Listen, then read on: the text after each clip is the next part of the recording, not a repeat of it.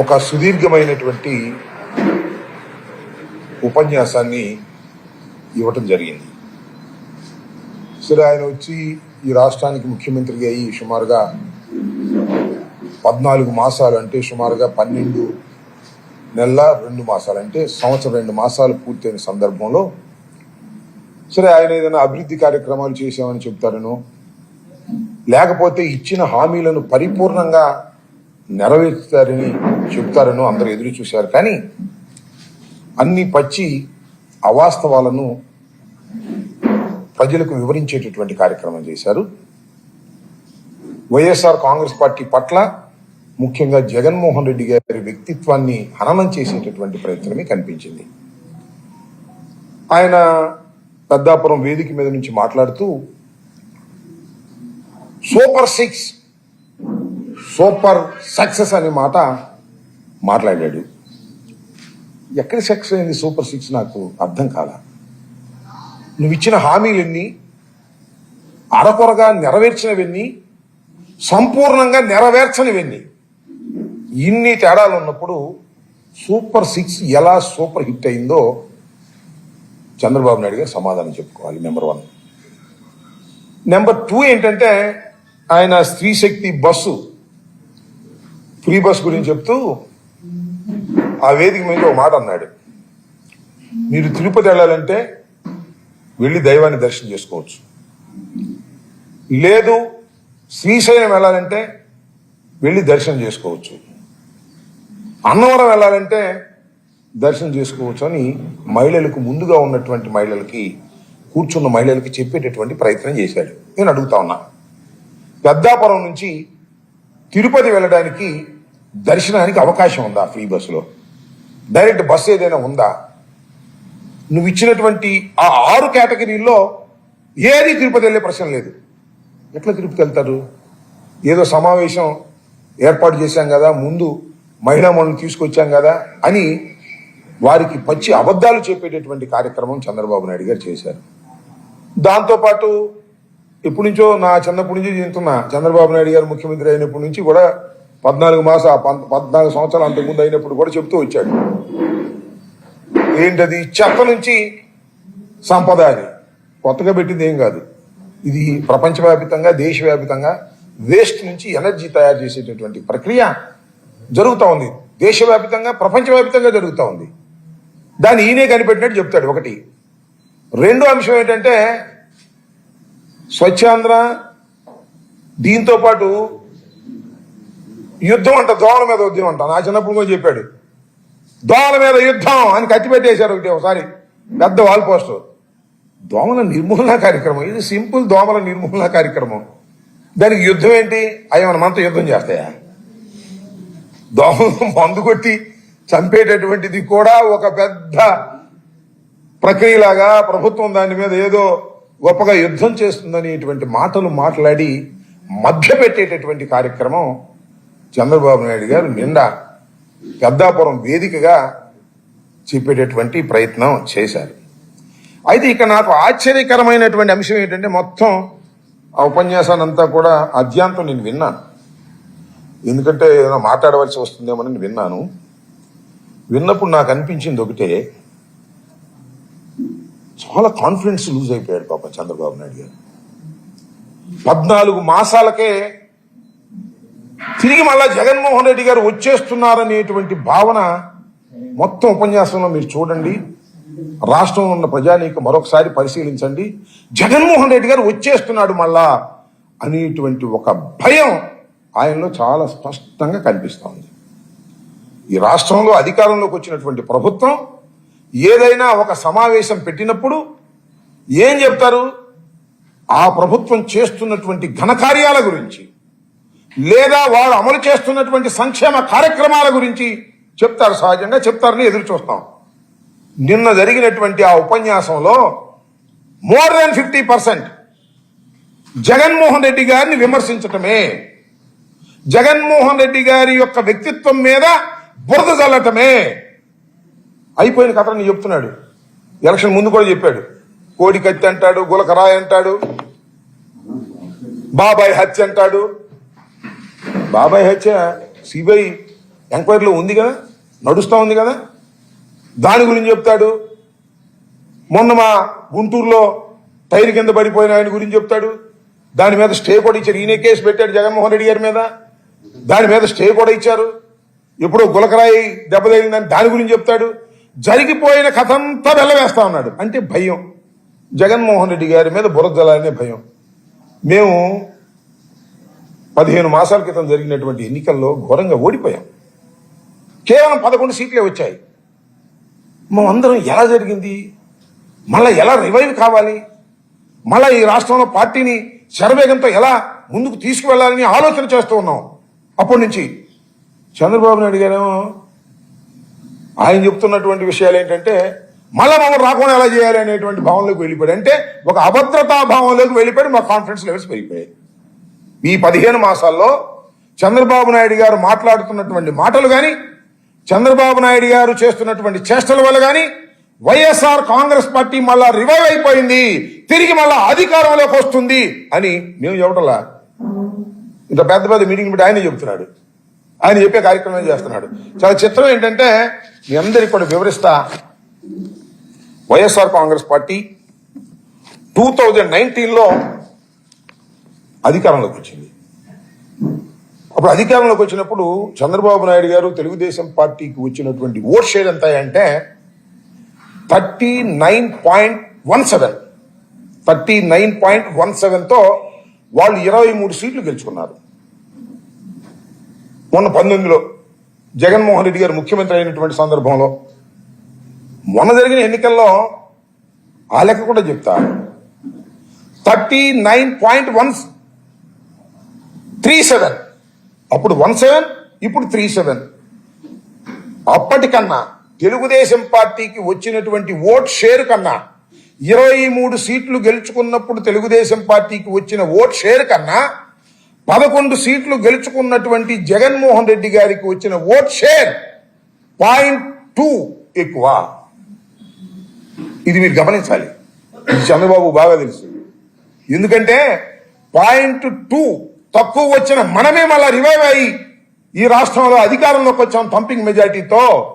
జగన్మోహన్ రెడ్డి గారు మనకన్నా vote share ఎక్కువ తెచ్చుకున్నటువంటి జగన్మోహన్ రెడ్డి గారు రివైవ్ కాబోతున్నాడు అనేది ఆయనకి చాలా స్పష్టంగా అర్థమైపోయిన తర్వాత, ఆయన కాన్ఫిడెన్స్ లూజ్ అయిన తర్వాత చెప్పే కార్యక్రమం మొదలెట్టాడండి. జగన్మోహన్ రెడ్డి గారిని రానియకండి, జగన్మోహన్ రెడ్డి గారికి ఓట్లు వేయకండి. ఇప్పుడు ఏం పని నాకు అర్థం కదా. ఇప్పుడు ఎలక్షన్లు ఉన్నాయి, ఇంకెన్నాళ్ళకు ఉన్నాయి ఎలక్షన్లు? 3 సంవత్సరాల పై చిలుకుంది. అప్పుడు కదా నువ్వు మాట్లాడాల్సింది. ఇవాళ నుంచి మొదలెట్టేశాడు జగన్మోహన్ రెడ్డి గారిని వ్యక్తిత్వ హననం చేసేటటువంటి కార్యక్రమం. జగన్మోహన్ రెడ్డి గారు భూతం అంటండి. ఆయన చెబుతున్నాడు ఆ భూతాన్ని మేము రానియం అనేటువంటి మాట. సింగపూర్ వెళ్ళాడంట, దావోస్ వెళ్ళాడంట. ఆయన చెబుతున్నాడు, నేను చెప్పిన మాటలు కాదు. దావోస్ వెళ్తే పెట్టుబడి రాలా. ఎందుకు రాలేదంటే మళ్ళా భూతం వస్తుందేమో అని అంటున్నాడంట. అక్కడ ఈయన పెట్టింది భూతం అని పేరు. భూతం మళ్ళా వస్తుందేమో, జగన్మోహన్ రెడ్డి గారు మళ్ళా వస్తాడేమో అని అంటున్నారంట. అక్కడ సింగపూర్ వెళ్ళాయంట, వాళ్ళు కూడా అంతేనంట. మళ్ళా జగన్మోహన్ రెడ్డి గారు భూతం వస్తాడేమో మేము రావంటున్నారంట. వాళ్ళకి అర్థమైపోయింది జగన్మోహన్ రెడ్డి గారు మళ్ళా తిరిగి ఎన్నికలు పెడితే ఈ రాష్ట్రంలో చంద్రబాబు నాయుడు చిత్తుగా ఓడించి వైఎస్ఆర్ కాంగ్రెస్ పార్టీ అధికారంలోకి వస్తుంది, చంద్రబాబు చెప్పినట్టుంటే మనం దెబ్బతింటాము అనేటువంటి భావన సింగపూర్ లో ఉన్నటువంటి ఇన్వెస్టర్స్ కి, దావోస్ లో ఉన్నటువంటి ఇన్వెస్టర్స్ కి అర్థమైపోయి చంద్రబాబు నాయుడు గారు చెప్పారనేది తేట తెల్లమైనటువంటి అంశం కాదా చెప్పని అడుగుతా ఉన్నా. అది చూసే కదా నీ భయం ఇవాళ. అదేమంటే దీనికి భూతం అని పేరు పెట్టాడు జగన్మోహన్ రెడ్డి గారికి, నెగిటివ్ స్టోరీ అలటం కోసం. అదేమంటాడు భూతం, భూతాన్ని మళ్ళా రానివని చెప్పాం, భూతాన్ని తొక్కేస్తాం. భయం, భూతాన్ని తొక్కేస్తాడంట. భూత వైద్యుని సంప్రదిస్తే పోయేది. రాజమండ్రిలో ఉన్నాడు కదా భూత వైద్యుడు, ఆయన ఎవరు భూత వైద్య రంగారావు సుబ్బారావు. ఎందుకు భయపడతావు? ఆ రాజమండ్రి వచ్చి ఎట్టాక పెద్దపురం దాకా వచ్చావు కదా, ఆ రాజమండ్రిలో ఆ భూత వైద్యుని సంప్రదించి, నీ వల్ల కాదులే, ఆ భూత వైద్యుని సంప్రదించి మంత్రాలు పేర్చుకో, నీకు ధైర్యం వస్తుంది. భయపడి చచ్చిపోతున్నాడు. మళ్ళా తిరిగి జగన్మోహన్ రెడ్డి గారు అధికారంలోకి వస్తాడేమో అనేటువంటి భయంతో కంగారు పడిపోతున్నాడు. ఇవాళ అదే కనిపించింది మొత్తం టోటల్ గా అనే విషయాన్ని నీకు మీ ద్వారా ప్రజలకు చెప్పాలనే ఉద్దేశంతోనే ఈరోజు ఈ సమావేశాన్ని ఏర్పాటు చేయడం జరిగిందని ఈ సందర్భంగా నేను చెప్పదలుచుకున్నాను. మళ్ళీ అంటాడు అరుంధతి సినిమా గురించి చెప్తున్నాడు. నెగిటివ్ స్టోరీలో అమ్మ డైలాగ్ చెప్పు అన్నాడు. ఒక ఆమె డైలాగ్ చెప్పింది. ఏం చెప్పి దాని నెగిటివ్లో కూడా పాజిటివ్. ఏంటో డైలాగు? వదలబొమ్మాలి వదలబొమ్మాలి నిన్ను మళ్ళా వస్తా అని చెప్పింది ఆమె. జగన్మోహన్ రెడ్డి గారు భూతంగా చిత్రీకరించి ఆమె చెబుతుంది మళ్ళా వస్తా అని. అర్థమైపోయింది. ఆయన భూతం అని చెప్పినా ఆయన దృష్టిలో భూతమైనా భూతం మళ్ళా వస్తుందంట. అంటే జగన్మోహన్ రెడ్డి మళ్ళా వస్తాడు అని ఆ డ్యాన్స్ మీద చెప్పేశాడు. ఇది ఉన్నటువంటి పరిస్థితి. అన్ని పచ్చి అబద్ధాలు చెప్పేటటువంటి కార్యక్రమం చంద్రబాబు నాయుడు గారు చేస్తున్నారు. నిజంగా దురదృష్టం ఏంటంటే ఒక్కటి కూడా వాస్తవం చెప్పలేదు. నిరుద్యోగ వృత్తి గురించి మాట్లాడలేదు. అదేమంటే స్త్రీనిధి ఆ 1500 రూపాయలు నెలకి ఇచ్చేయని కూడా P4 కప్ప చెప్పాడంట. దాని గురించి చెప్తున్నాడు. అన్నిటికన్నా మించి మీతో ఒక విషయాన్ని ఇక్కడ నేను ప్రస్తావన చేయాలి. అదేంటి పోలవరం గురించి చాలాసేపు చెప్పాడు ఆయన. పోలవరాన్ని మేము సర్వనాశనం చేసేమనేటువంటి మాట చంద్రబాబు నాయుడు గారు నిన్న పెద్దాపురం వేదిక మీదుగా చెప్పాడు. చంద్రబాబు నాయుడుకి అసలు అబద్ధం ఆడటంలో వెనక ముందు ఆడు సిగ్గు శరం కూడా లేదు. పోలవరాన్ని నేను మనవి చేస్తున్నా, రాష్ట్ర ప్రజానీకానికి చెప్తున్నా, మేధావులకు చెప్తున్నా, రాష్ట్ర ప్రజానీకం పోలవరం పూర్తి కావాలి, సముద్రం పాలవుతున్నటువంటి నీరు పొలాల్లోకి ప్రవహించాలి అని ఎదురు చూస్తున్నటువంటి రైతాంగానికి, మేధావులకి నేను ఇవాళ స్పష్టంగా చెప్పదలుచుకున్నాను. ఈరోజు పోలవరం ఈ దుస్థితికి పడిపోయిందంటే అది చంద్రబాబు నాయుడు గారి యొక్క దుర్మార్గం. కేవలం చంద్రబాబు నాయుడు గారి యొక్క దుర్మార్గం వల్లనే పోలవరం జాప్యం జరుగుతూ ఉంది. పోలవరం సంక్షోభంలో పడిపోయింది. పోలవరం అసలు పూర్తవుతుందా లేదా అనేటువంటి భావన ఇవాళ రాష్ట్ర ప్రజానీకానికి కలుగుతుంది. ఈ పాపానికి కారణం నారా చంద్రబాబు నాయుడు గారి యొక్క తెలివి తక్కువతనం వల్ల మాత్రమే ఇది జరిగిందనేది నేను చాలా స్పష్టంగా చెప్పదలుచుకున్నాను. కాదు అని చెప్పే వాళ్ళకి నేను సవాలు విసురుతున్నాను. వారితో నేను చర్చించడానికి కూడా సిద్ధంగా ఉన్నాను. వివరంగా కూడా ఎక్స్ప్లెయిన్ చేస్తాను. చర్చకు సిద్ధమైన వారు రావచ్చు. చంద్రబాబు నాయుడు గారు కానీ, ఇరిగేషన్ డిపార్ట్మెంట్కు చెందినటువంటి నిమ్మల రామానాయుడు గారు కానీ, ఎవరైనా సరే వారు చర్చకు పిలిస్తే వచ్చి నిరూపిస్తాను. ఇది వాస్తవం. మొదటి విషయాన్ని ఏం చెప్తానంటే, ఇది కేంద్ర ప్రభుత్వం చేయవలసినటువంటి జాతీయ ప్రాజెక్టు. కేంద్ర ప్రభుత్వం చేయవలసినటువంటి జాతీయ ప్రాజెక్టుని రాష్ట్ర ప్రభుత్వం తగుదనమ్మా నేను చేస్తానని ఎందుకు వచ్చిందో ఇంతవరకు చంద్రబాబు నాయుడు గారు సమాధానం చెప్పలేదు. కారణం ఒక్కటే, దీనిలో 55,000 కోట్ల రూపాయలు ఖర్చు అవుతుంది కాబట్టి దీనిలో 15,000 కోట్ల రూపాయలు 10 కోట్ల రూపాయలు కాజేయాలనేటువంటి దుర్బుద్ధితో కేంద్ర ప్రభుత్వం చేయవలసినటువంటి జాతీయ ప్రాజెక్టుని చంద్రబాబు నాయుడు గారు తీసుకొచ్చుకుని బిల్లులు చేసుకునే కార్యక్రమం చేశారు. మీరు గమనించవలసినటువంటి అంశం ఏమిటంటే, ఈ సందర్భంగా చెప్పదలుచుకున్నాను, దీన్ని డయాఫ్రమ్ వాల్ మా వల్ల పోయిందని చెప్తున్నాడు. మీరందరూ కూడా వినాలి. చంద్రబాబు నాయుడు గారు నిన్న చెప్తున్నాడు డయాఫ్రమ్ వాల్ జగన్మోహన్ రెడ్డి గారి వల్ల కొట్టుకుపోయింది అని. అందరికీ మనవి చేస్తున్నా, డయాఫ్రమ్ వాల్ వేయవలసింది పూర్తిగా నది డైవర్ట్ అయిన తర్వాత, స్పిల్వే పూర్తయిన తర్వాత, కాఫర్ డ్యాములు 2 పూర్తయి స్పిల్వే కూడా పూర్తయి వరదొస్తే ఆ వరదంతా కూడా స్పిల్వే ద్వారా డైవర్ట్ అయిన తర్వాత కాఫర్ డ్యాములు వేయవలసినటువంటి పెద్ద మనిషి స్పిల్వే కంప్లీట్ కాకోకుండా, కాఫర్ డ్యాములు కంప్లీట్లు కాకోకుండా డయాఫ్రమ్ వాల్ వేసి వెళ్లిపోయారు. ఆ తర్వాత వరద వచ్చింది. స్పిల్వే గుండా వరద వెళ్లలేకపోయింది. డయాఫ్రమ్ వాల్కి అటు ఇటు వేయవలసినటువంటి కాఫర్ డ్యాములు పూర్తి చేయలేదు. పూర్తి చేసిన తరువాత మాత్రమే డయాఫ్రమ్ వాల్ వేయాలి. ఇది చంద్రబాబు నాయుడికి తెలీదా? నిజంగా తెలియకపోతే ఆయన భగవంతుడే క్షమించాలి. పోనీ తెలిసి కూడా అబద్ధం చెప్తున్నావా? చెప్పని అడుగుతా ఉన్నా నారా చంద్రబాబు నాయుడు గారిని, ఈ రాష్ట్ర ముఖ్యమంత్రిని 14 సంవత్సరాలు ముఖ్యమంత్రిగా చేసి మళ్ళా 14 మాసాలు ముఖ్యమంత్రిగా చేస్తున్నటువంటి నారా చంద్రబాబు నాయుడు గారిని అడుగుతా ఉన్నా, అయ్యా నారా చంద్రబాబు నాయుడు గారు, స్పిల్వే పూర్తి కాకోకుండా, కాఫర్ డ్యాములు పూర్తి కాకోకుండా డయాఫ్రమ్ వాల్ 400 కోట్లు పెట్టి 480 కోట్లు పెట్టి డయాఫ్రమ్ వాల్ ఎందుకు వేశారు అని అడుగుతా ఉన్నా. ఇది మీరు చేసిన తప్పిదం. జగన్మోహన్ రెడ్డి గారి మీద నెట్టేస్తాడు, వైఎస్ఆర్ కాంగ్రెస్ పార్టీ మీద నెట్టేస్తాడు. మళ్ళా ఇవాళ 920 కోట్లు పెట్టి మళ్ళా కొత్త డయాఫ్రమ్ వాల్ వేయవలసిన పరిస్థితి ఏర్పడింది అంటే బికాజ్ ఆఫ్ నారా చంద్రబాబు నాయుడు గారి యొక్క తెలివి తక్కువతనం వల్ల, అశ్రద్ధ వల్ల, డబ్బులు కాజేయాలనే దుర్బుద్ధి వల్ల చేయటం వల్ల మాత్రమే ఇలా జరిగిందనే విషయాన్ని మరొక్కసారి చెప్పదలుచుకున్నాను. ఆయన చెప్పుకుంటాను పోతాడు, దొరికిన చోటల్లా అబద్దాలన్నీ కూడా.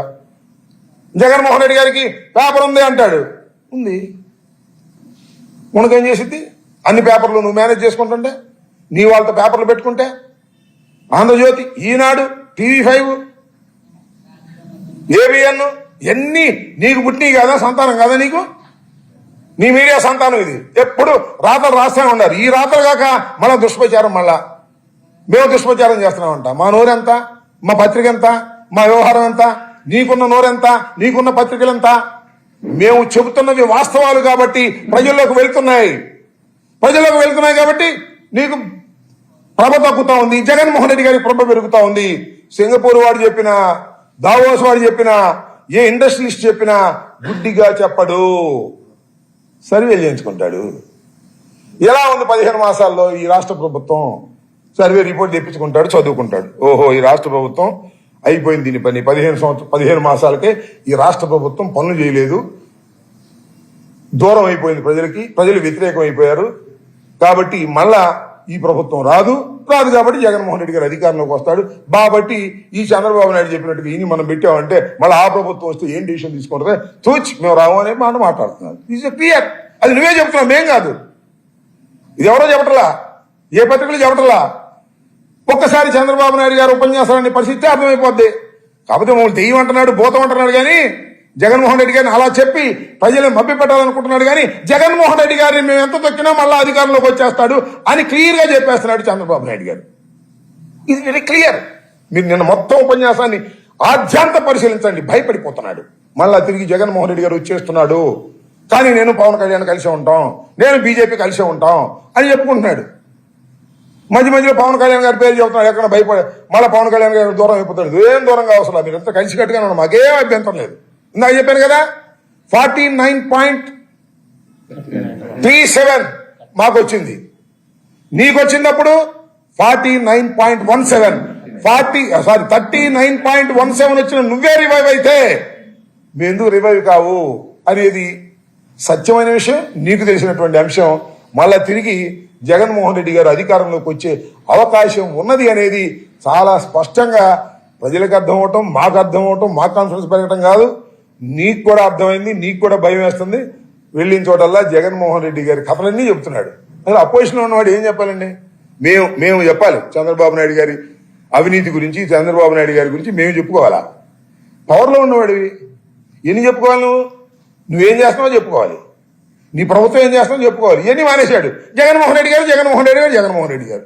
దుర్మార్గుడు, అన్యాయస్తుడు, గులకరాయి, కోడికత్తి, అక్కడ ఏదో సింగయ్య టైరెక్కింది, సిబిఐ ఎంక్వైరీలో ఉందేమో మన వివేకానంద రెడ్డి గారి హత్య, ఇవన్నీ చెప్పుకొస్తున్నాడు. ఇవన్నీ ఎప్పుడు పాత కథలు కదా, నాకు అర్థం కాల. అవన్నీ ఎందుకు, నువ్వేం చేస్తున్నావు చెప్పు ప్రజలకి, అవి చెప్పలేడు. ఇక్కడ నుంచి తిరుపతి పంపిస్తానంట, మధ్యలో అన్న క్యాంటీన్లకి దిగి భోంచేయాలంట.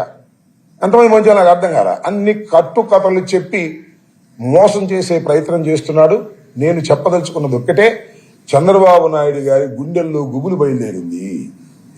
ఎక్కడికి వెళ్ళినా తిరిగి జగన్మోహన్ రెడ్డి గారి రాష్ట్రంలో ముఖ్యమంత్రి అవడానికి కావలసిన సానుకూల పరిస్థితులు కేవలం 15 మాసాల్లోనే వచ్చేశాయి. ఆ విధంగా మీరు పరిపాలన చేశారు. ఇప్పటికైనా బుద్ధి తెచ్చుకొని జగన్మోహన్ రెడ్డి గారిని దూషించడం కన్నా చక్కని పరిపాలన చేయటం ద్వారా, వాస్తవాలు చేయటం ద్వారా ప్రజలకు దగ్గర అయ్యే పరిస్థితిని ఏర్పాటు చేసుకోమని ఈ సందర్భంగా మీ ద్వారా తెలుగుదేశం పార్టీకి, కూటమి ప్రభుత్వానికి చెప్పదలుచుకున్నాను.